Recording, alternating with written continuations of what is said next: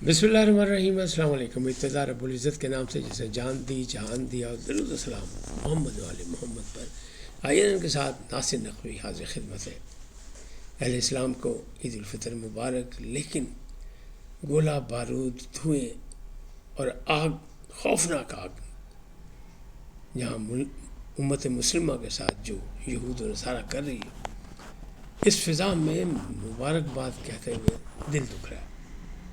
لیکن رسم دنیا بھی ہے، موقع بھی ہے، دستور بھی ہے، تو بہت بہت مبارک ہو۔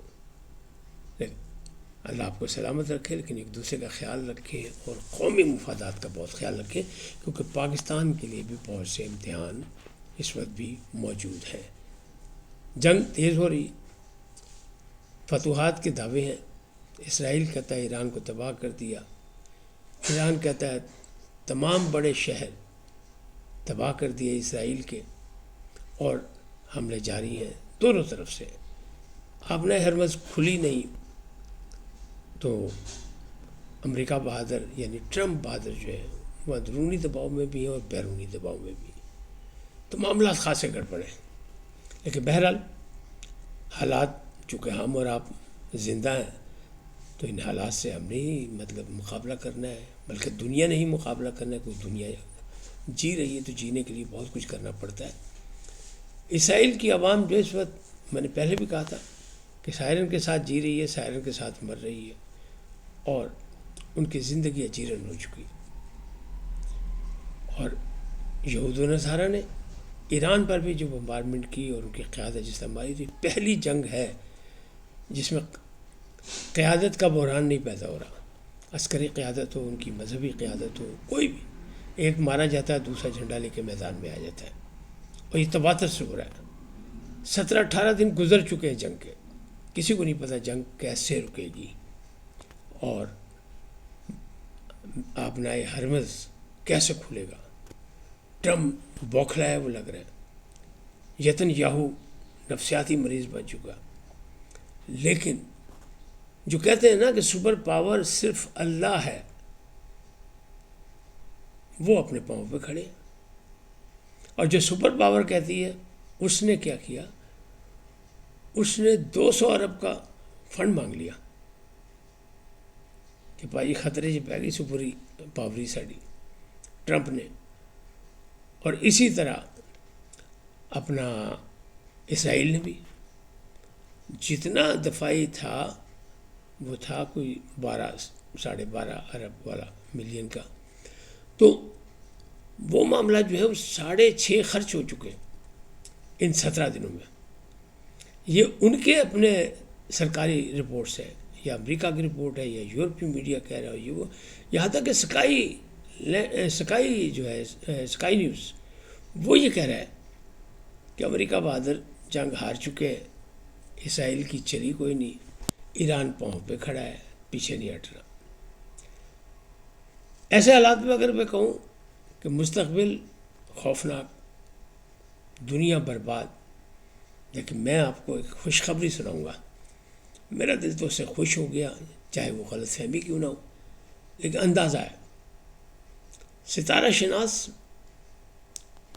ستاروں کی چال جاننے والے سید اجمل رحیم کا دعویٰ ہے، اور وہ کہہ رہے بالکل 100%، کیونکہ انہوں نے ہی کہا تھا، میں نے بہت سے پروگراموں میں ان کو لیا اور ان کو بتایا آپ کو، کہ انہوں نے کہا تھا کہ عمران خان کی رہائی کا کوئی چانس نہیں، تو ابھی تک تو نہیں بنا۔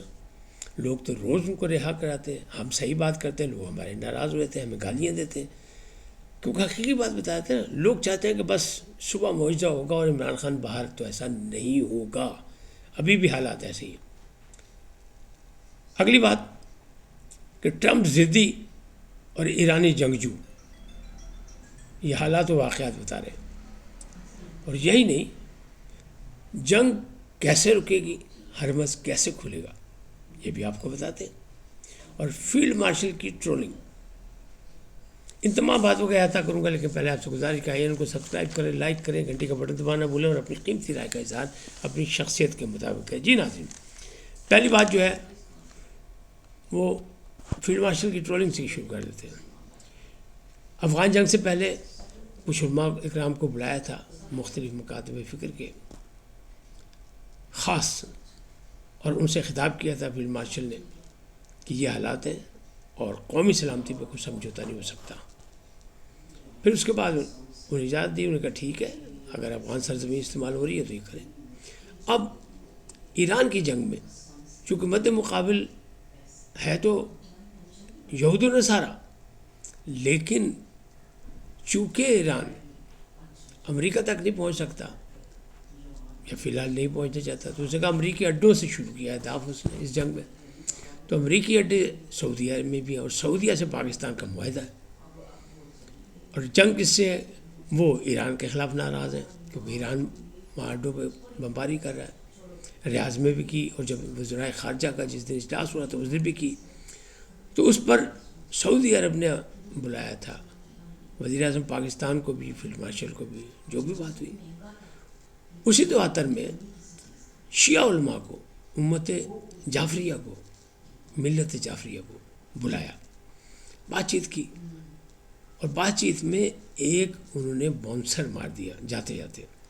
تو یہ ویسے باؤنسر تھا جیسے میچ کے آخر میں شاہین شاہ جو ہے وہ آفریدی وہ باؤنسر مارے اور اس پہ چھکا لگ جائے. لیکن یہ چھکا لگا نہیں، یہ چھکا باؤنڈری پہ پکڑا گیا. کیوں کہ وہاں سوال و جواب کی نشست نہیں تھی، بریفنگ تھی، مشاورت نہیں تھی. اس میں کہہ دیا انہوں نے کہیں جو کہا جا رہا ہے، کہا یا نہیں کہا، جو کہا جا رہا ہے، جو لوگ وہاں گئے وہی کہتے یہ کہا انہوں نے. اور علامہ شافع نجفی ہیں اسلام آباد کے، وہ کہتے ہیں میں نے اس وقت بھی اعتراض کیا کہ نہیں یہ فکرہ اچھا نہیں ہے، لیکن کسی نے سنی نہیں. تاہم یہ بھی ایک دلچسپ بات ہے کہ اس روز حافظ عاصم منیر نے اپنا روزہ انہیں شیعہ علماء کے ساتھ بیٹھ کے کھولا، یعنی تاخیر کے ساتھ، بلکہ ان سے بھی 2 منٹ لیٹ کھولا. اور انہوں نے کہا کہ میں ان کے ساتھ یکجہتی کے لیے، ہم آہنگی کے لیے، خیر سگالی کے طور پہ میں روزہ کھول رہا ہوں. یہ بات تو باہر نہیں آئی، لیکن یہ بات آئی کہ انہوں نے یہ کہہ دیا کہ اگر کسی کو ایران سے بہت زیادہ وفاداری ہے، پیار ہے، دوستی ہے تو وہ ایران چلا جائے. تو اب جو ایک سوشل میڈیا بریگیڈ ہے، خاص طور پہ جو باہر بیٹھے ملک سے باہر، انہوں نے ایک ہنگامہ آرائی شروع کر دی اور انہوں نے کہا کہ دیکھیں کیا ہو گیا. اور ایک ہے فائق صدیقی، انہوں نے شور مچا دیا کہ جناب قائد اعظم شیعہ تھے، راجہ محمود آباد جن کا رقم جن کی لگی پاکستان میں، اور پاکستان بننے کے بعد جب پاکستان کے پاس تنخواہیں دینے کے پیسے نہیں تھے تو وہ بھی شیعہ تھے. پھر انہوں نے ایک لمبی فہرست دکھا دی. اسی طرح جو علامہ شافع نجفی ہیں وہ یہ کہتے ہیں قائد اعظم کا نکاح میرے پاس ہے، نکاح نامہ موجود ہے اس کی کاپی، اور وہ ملت جعفریہ سے تعلق رکھتے تھے، شیعہ اشنا اشتری تھے. تو ایک نئی بحث شروع ہو گئی، لیکن یہ بحث بڑی خطرناک ہے. شیعہ علماء کو بھی چاہیے، باقی علماء کو بھی چاہیے کہ اس میں خیر سگالی، کیونکہ پاکستان ایک مشکل وقت میں ہے. اگر کسی نے کوئی صرف آف ٹنگ کہہ لیں یا کوئی جذبات میں یا کوئی بھی بات ہو، کوئی بھی غلط کر سکتا ہے، غلطی میں بھی کر سکتا ہوں، آپ بھی کر سکتے ہیں. تو اگر غلطی بھی ہے تو درگزر کر کے اس کو انتشار نہیں پھیلانا چاہیے، کوشش کرنا چاہیے. ملت جعفریہ جو ہے وہ بڑی قربانی دینے والی ہے اور اس نے ہر دور میں دیا ہے. اور بلکہ اس نے تو لڑائی لڑی تھی علامہ مفتی جعفر صاحب کی قیادت میں، جب جنرل ضیاء الحق کو کہا تھا کہ زبردستی کی زکوٰۃ ہم تمہیں کاٹنے نہیں دیں گے کیونکہ تم عادل نہیں ہو. اس لیے یہ خاموش رہنے والے نہیں ہیں، یہ تو کریں گے، لیکن پاکستانی کی حیثیت سے، پاکستان کی حیثیت سے، پاکستان کی یکجہتی کی حیثیت سے، اس حوالے سے کہ کہیں دشمن کوئی فائدہ نہ اٹھایا جائے، اس پہ ذمہ داری عائد ہوتی، مجھ پر بھی، آپ پر بھی، سب پر.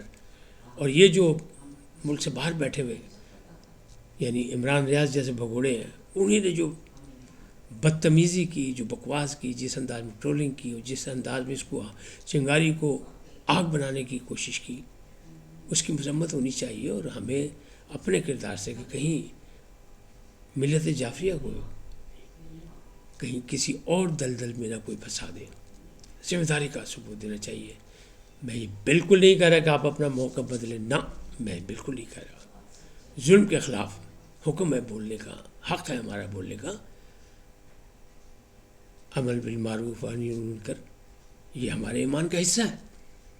تو ہمیشہ امت بولی تو بولے گی، وہ ہے وہ اپنی جگہ. لیکن چونکہ وقت کڑا ہے، وقت امتحان کا ہے، یکجہتی کا ہے، سب کو اکٹھے ہو کے چلنا ہے پاکستان کی سلامتی کے لیے، پاکستان کے استحکام کے لیے، تو ہمیں سب کچھ کرنا ہے. بات لمبی ہو گئی لیکن آگے چلتے ہیں کہ جناب ٹرمپ اپنی ضد پہ لگا ہوا ہے. اس کے 2 جہاز جو بڑے آئے تھے بحری، وہ تو بیک فٹ کھیل گئے، ان پہ حملہ ہو گیا تھا. اب 3 بحری جہاز وہ پھر بھیج رہا ہے. 16 اس کے جہاز فضائی گرائے جا چکے ہیں، جس میں B-2 بمبار بھی ہے، اور اس کو مصیبت پڑی ہے. اس وقت وہ بالکل ضد پہ آیا ہوا، اور اس نے مزید فوج جو ہے وہ بھی اتارنے کی کوشش کر رہا ہے کہ ساحلی علاقے میں اتارے، اور ابنائے حرمز پہ جو ہے وہ قبضہ جو ہے، پابندی جو ہے اس کا خاتمہ کرائے.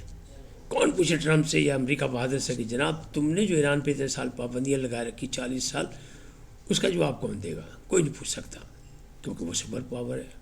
تو پاجی دن آ گئے نو دے پیڑے. مجھے خوشخبری ہے وہ میں آپ کو سناؤں گا آخر میں، لیکن چھوٹی چھوٹی یہ بات کر لوں کہ یہ چیزیں جو ہیں یہ بڑی مسائل ہیں. جنگ کون بند کر سکتا ہے؟ ہرمز کیسے کھلے؟ ہرمز کیسے کھلے اس کی مصیبت ہے ٹرمپ کو.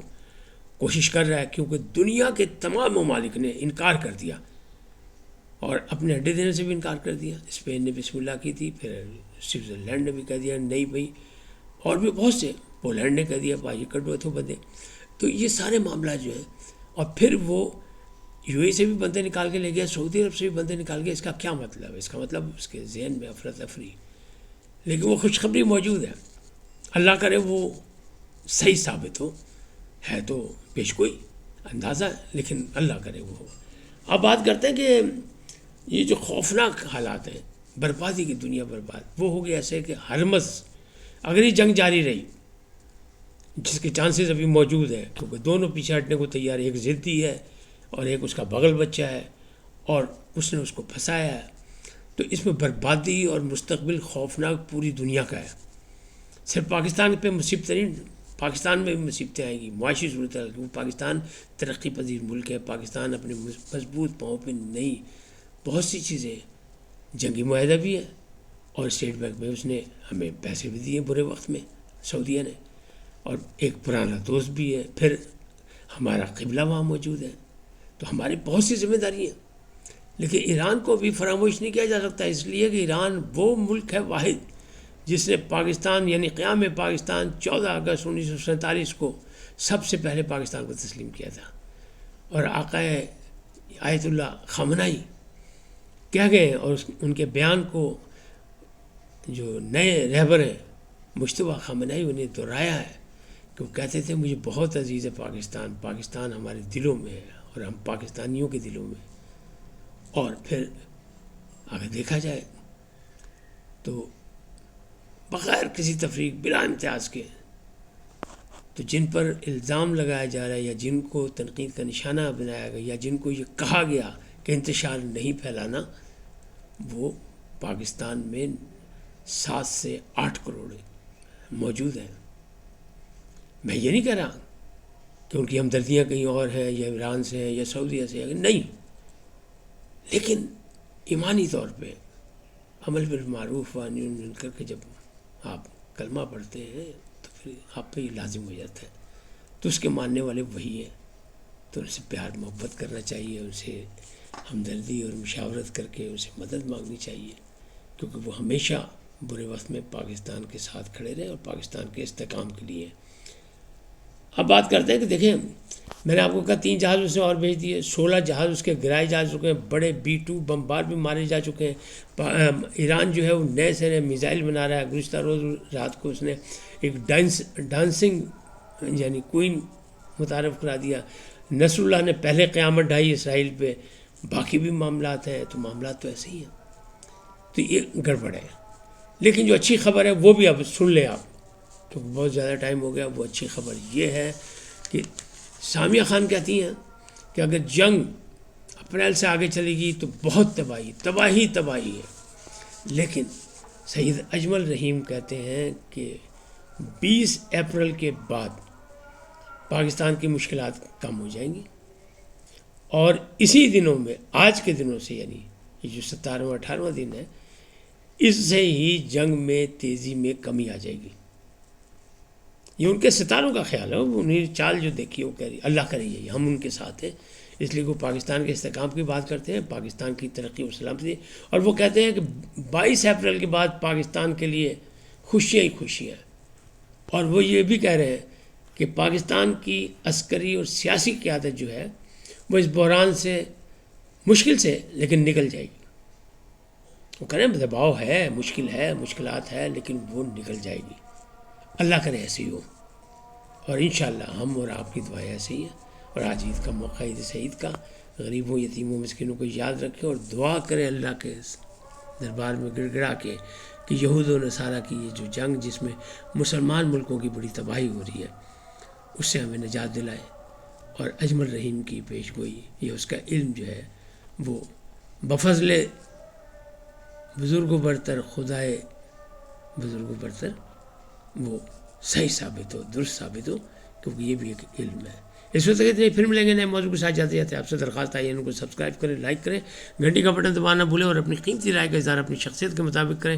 سدا سلامت رہیں، لیکن پہلے پاکستان زندہ باد، پاک افواج پائندہ باد، سدا سلامت رہیں، اللہ نگہبان۔